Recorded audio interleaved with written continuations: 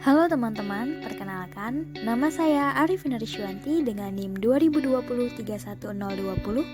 Saya merupakan mahasiswi ITPLN Prodi S1 Teknik Informatika. Saat ini, saya ingin mengajak teman-teman semua untuk belajar bersama mengenai pengantar sistem multiprosesor. Kira-kira apa ya multiprosesor itu? Dan multiprosesor itu juga berhubungan loh dengan multikomputer. Multikomputer, apalagi tuh? Nah, untuk lebih jelasnya, langsung saja kita mulai.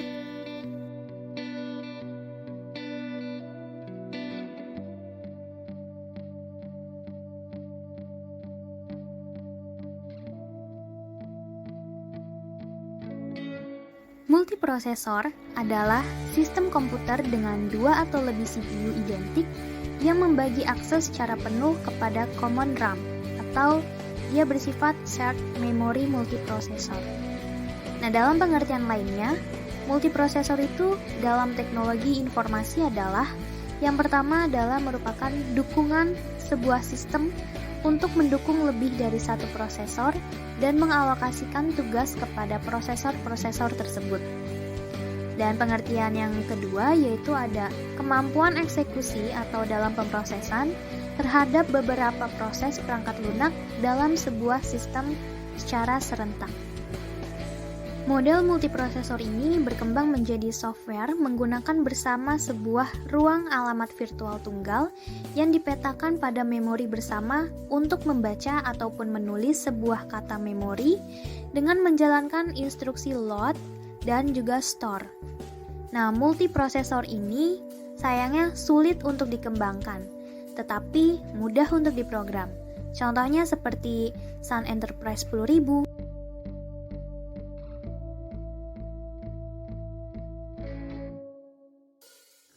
Sistem multiprosesor terbagi menjadi beberapa kelas.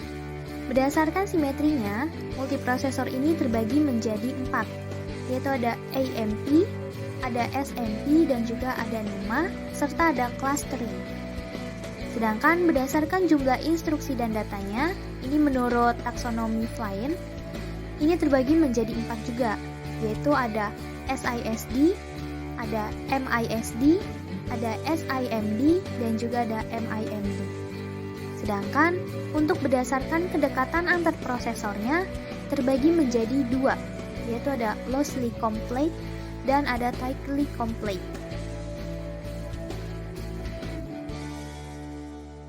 Baik, yang pertama kita bahas dulu yang berdasarkan simetrinya, yaitu ada asymmetric multiprocessing atau yang biasa disingkat dengan AMP.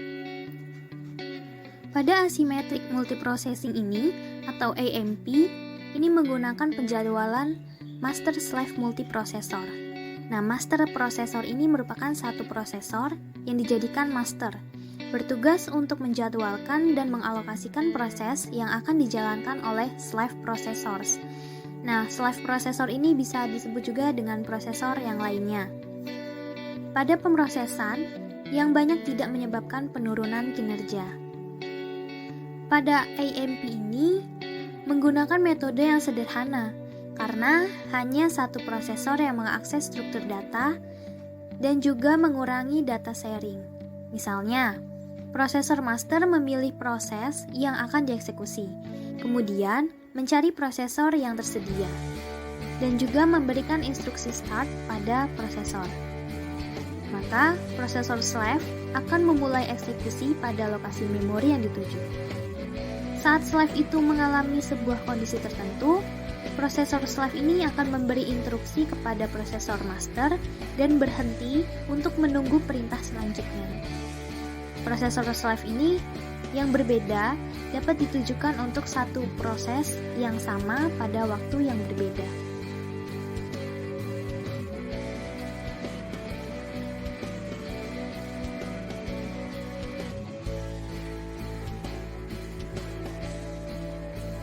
Yang kedua yaitu ada symmetric multiprocessing atau singkatannya yaitu SMP. Nah, dalam penjadwalan SMP ini menjadikan setiap prosesor menjadwalkan dirinya sendiri atau yang biasa disebut dengan self-scheduling. Pada penjadwalan ini, terlaksana dengan menjadwalkan setiap prosesor untuk memeriksa antrian yang siap atau ready dan memilih suatu proses untuk dieksekusi. Nah, jika suatu sistem prosesor scheduling itu mencoba mengakses dan mengupdate suatu struktur data, maka penjadwal dari prosesor tersebut harus diprogram dengan hati-hati. Nah, secara virtual, semua sistem yang ada pada operasi modern itu mendukung SMP. Di sini ada beberapa contoh OS pendukung, yaitu ada Windows XP, ada Windows 2000, ada Windows Vista, ada Linux, Mac, ada juga Mac OS 10, ada OS 2, web server, dan lain sebagainya.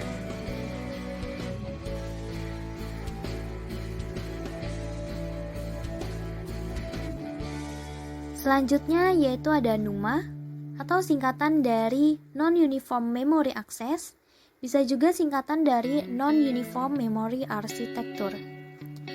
Nah, NUMA ini merupakan memori komputer rancangan yang digunakan dalam multiprosesor dengan waktu akses memori yang tergantung pada lokasi memori relatif terhadap prosesor. Nah, dalam NUMA ini terdapat tahapan pemrosesan. Yang pertama yaitu ada shared memory. Nah, shared memory ini didistribusikan ke semua prosesor melalui local memory. Nah, kumpulan dari local memory ini membentuk ruang alamat global yang dapat diakses ke semua prosesor. Selanjutnya, dapat mengakses local memory lebih cepat dengan local prosesor. Sedangkan untuk akses ke memori yang jauh diberikan ke prosesor lain yang kapasitasnya lebih besar untuk ditambah delay melalui interkoneksi jaringan. Dan kemudian ditambahkan ke multiprosesor dengan 3 pola akses memori yang tercepat adalah dimulai dari akses ke local memory, akses ke global memory, dan juga akses dari memori yang jauh. Nah, akses dari memori yang jauh ini merupakan akses yang paling lambat.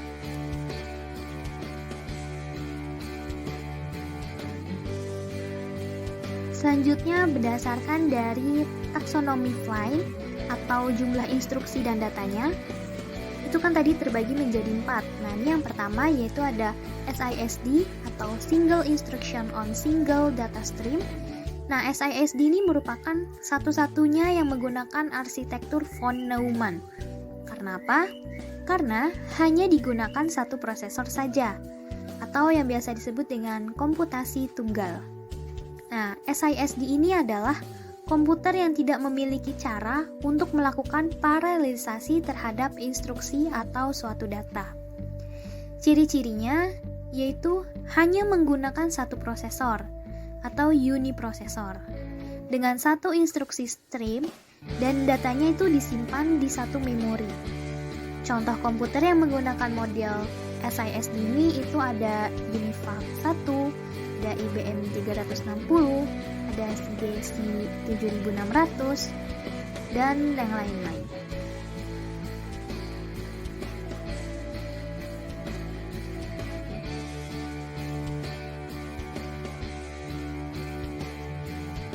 Selanjutnya yaitu ada SIMD atau Single Instruction on Multiple Data Stream. Nah, SIMD ini merupakan komputer yang mampu memproses banyak aliran data dengan hanya satu instruksi saja, sehingga operasi yang dilakukan adalah operasi paralel. Nah, SIMD ini menggunakan banyak prosesor dengan instruksi yang sama, namun setiap prosesor mengolah data yang berbeda.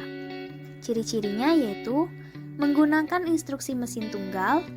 Nah, eksekusinya itu dikendalikan secara simultan. Terdapat sejumlah elemen proses dengan setiap instruksi dieksekusi dalam data set yang berbeda dan oleh proses yang berbeda juga. Nah, misalnya itu seperti ini. Prosesor 1 mengolah data dari deretan atau urutan pertama hingga ke urutan ke-20.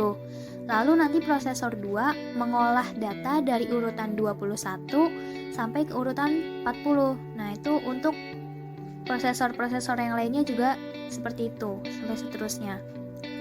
Nah, contoh komputer yang menggunakan model SIMD ini ada Iliac 4, ada Maspar, ada Cray XMP, ada Cray YMP, dan lain-lain sebagainya.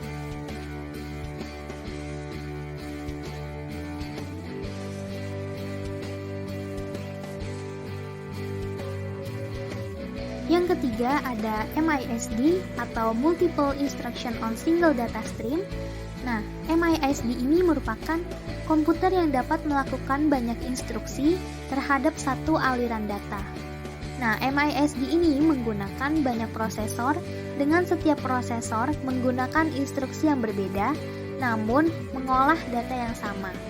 Misalnya, pada komputer pertama, kedua, ketiga, keempat, dan kelima itu sama-sama mengolah data dari urutan 1 sampai 100.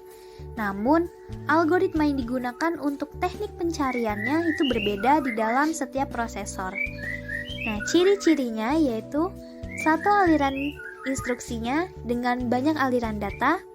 Yang kedua yaitu sayangnya belum dapat diimplementasikan dengan baik sehingga belum ada contoh komputer yang dirilis secara massal. Jadi hanya baru percobaan saja, belum diproduksi secara massal.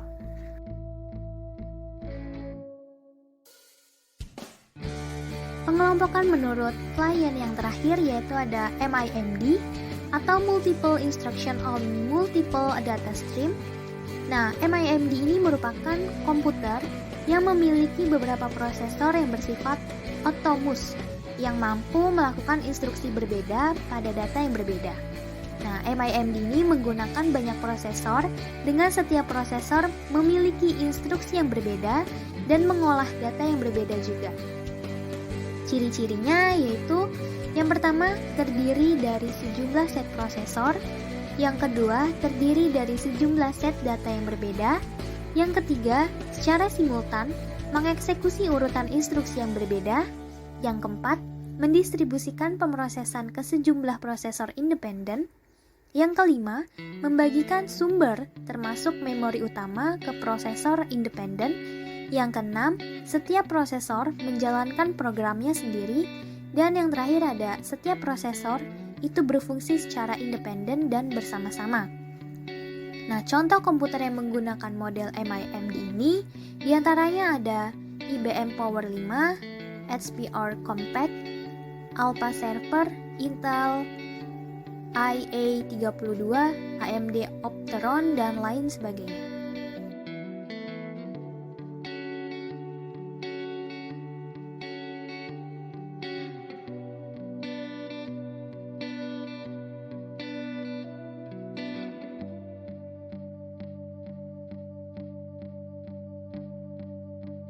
Berikutnya yaitu pengelompokan berdasarkan kedekatan antar prosesor. Yang pertama yaitu ada loosely complete.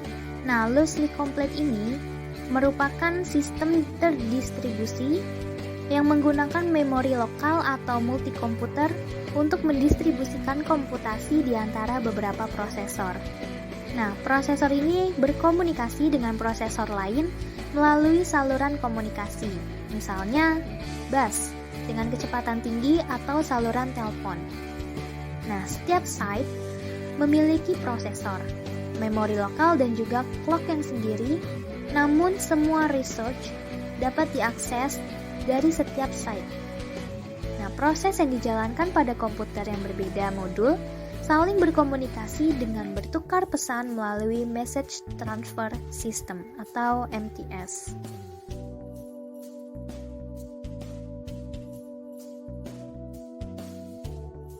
Yang kedua yaitu tight coupling. Nah, tight coupling ini di antara window adalah konsep antarmuka yang mendukung koordinasi secara global atau multiprosesor. Nah, prosesor akan berkomunikasi antara satu dengan yang lainnya dengan cara berbagi memori utama, sehingga kecepatan komunikasi dari satu prosesor ke yang lainnya itu tergantung pada bandwidth memori.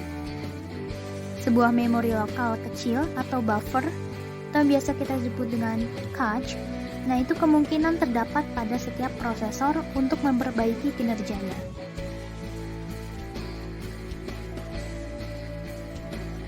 dikatakan bahwa ada multiprosesor dan juga ada multikomputer. Multiprosesor sudah kita bahas tadi. Sekarang multikomputer. Nah, kira-kira multikomputer itu apa ya?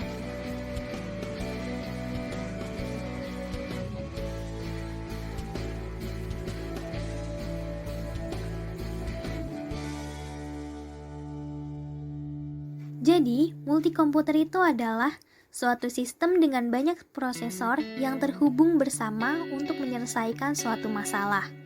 Nah, setiap prosesor memiliki memori sendiri, independen, dan hanya dapat diakses oleh prosesor tertentu dalam sistem memori terdistribusi.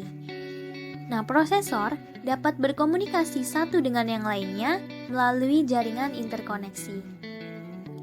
Di dalam jaringan interkoneksi ini, terdapat 5 komponen utama.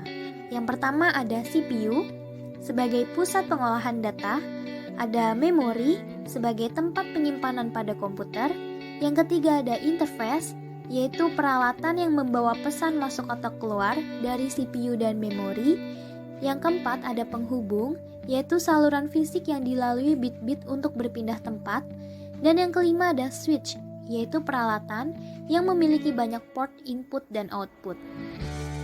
Nah, multikomputer ini memiliki ciri-ciri sebagai berikut. Yang pertama yaitu setiap CPU, memori lokal sendiri itu dapat diakses dengan menjalankan instruksi load dan store.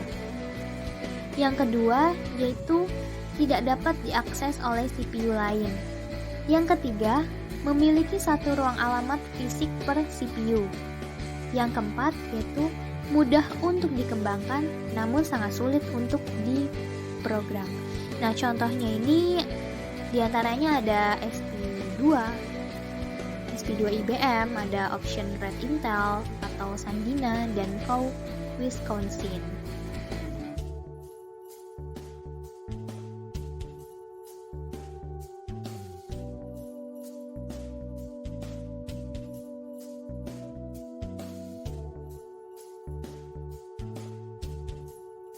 Terdapat perbedaan dari multiprosesor dan multikomputer. Di sini terbagi menjadi 4 kategori atau 4 indikator. Yang pertama dari definisinya. Di sini multiprosesor definisinya yaitu sistem dengan 2 atau lebih CPU yang memungkinkan pemrosesan program secara simultan. Sedangkan definisi dari multikomputer yaitu sekumpulan prosesor yang terhubung oleh jaringan komunikasi yang bekerja sama untuk menyelesaikan suatu masalah komputasi. Nah, selanjutnya dilihat dari kategori atau indikator pemrogramannya. Multiprosesor itu lebih mudah dalam diprogramnya, sedangkan dalam multikomputer itu lebih sulit untuk pemrogramannya.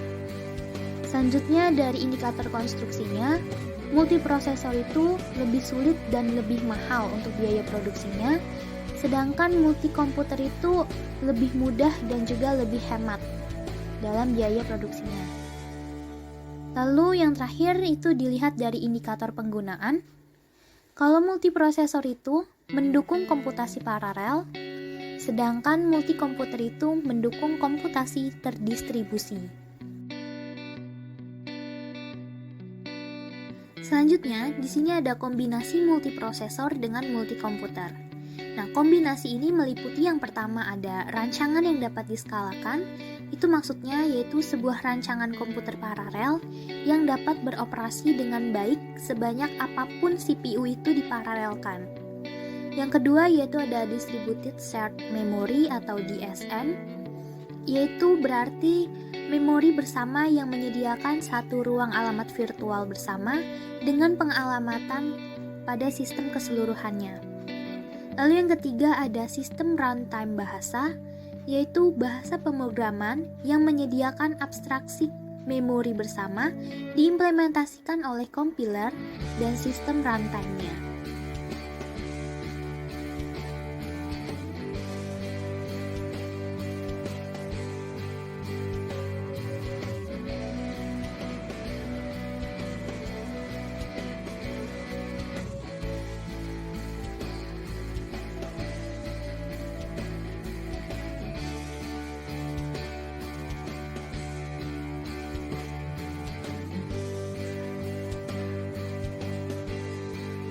Pembahasan yang terakhir yaitu mengenai kinerja komputer paralel.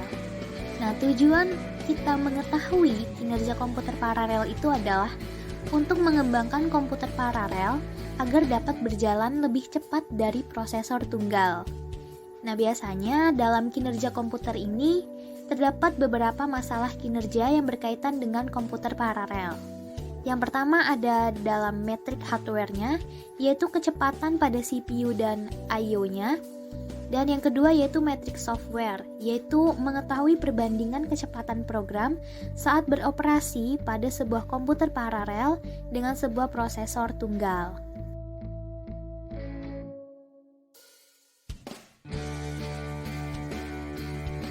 Sekian belajar bersama kita kali ini. Kurang lebihnya mohon maaf, semoga video ini bermanfaat. Terima kasih kepada teman-teman semua yang telah berkenan untuk belajar bersama. Sampai jumpa dan salam sehat bahagia, semangat selalu. Terima kasih.